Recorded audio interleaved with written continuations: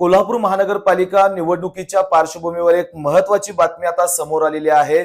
भाजपचे खासदार धनंजय महाडिक यांचे पुत्र कृष्णराज महाडिक यांनी शनिवारी मोठं शक्ती प्रदर्शन करत आपला उमेदवारी अर्ज प्रभाग क्रमांक 3 मधून सादर केला होता आणि आज दुसऱ्या दिवशी म्हणजे रविवारी त्यांनी आपला उमेदवारी अर्ज माघार घेत असल्याचे प्रसिद्ध पत्रक सादर केलेलं आहे। आपल्या कार्यकर्त्यांना त्यांनी या पत्रातून संबोधलेलं आहे। भारतीय जनता पक्ष हे अत्यंत शिस्तबद्ध असा पक्ष आहे, संघटना आहे। पक्षाचा आदेश शिरसंवाद्य मानून या पक्षातील कार्यकर्ते काम करत असतात। त्यानुसार पक्षीय पातळीवर झालेल्या निर्णयाचा आदर राखत असल्याचं त्यांनी सांगितलंय। कोल्हापूर महानगरपालिकेची निवडणूक मी लढवणार नाहीये असं त्यांनी या प्रसिद्धी पत्रकातून जाहीर केलेलं आहे। महापालिकेची निवडणूक ही महायुती म्हणून एकत्र लढवणार आहे। अशा वेळी इच्छुक कार्यकर्त्यांची संख्या मोठी आहे, त्यापैकी आणि कोणालाही निवडणूक लढवण्याची संधी मिळावी या विचारातूनच मी या महापालिका निवडणूक मधून माघार घेत असल्याचं त्यांनी या प्रसिद्धी पत्रकातून सांगितलेलं आहे।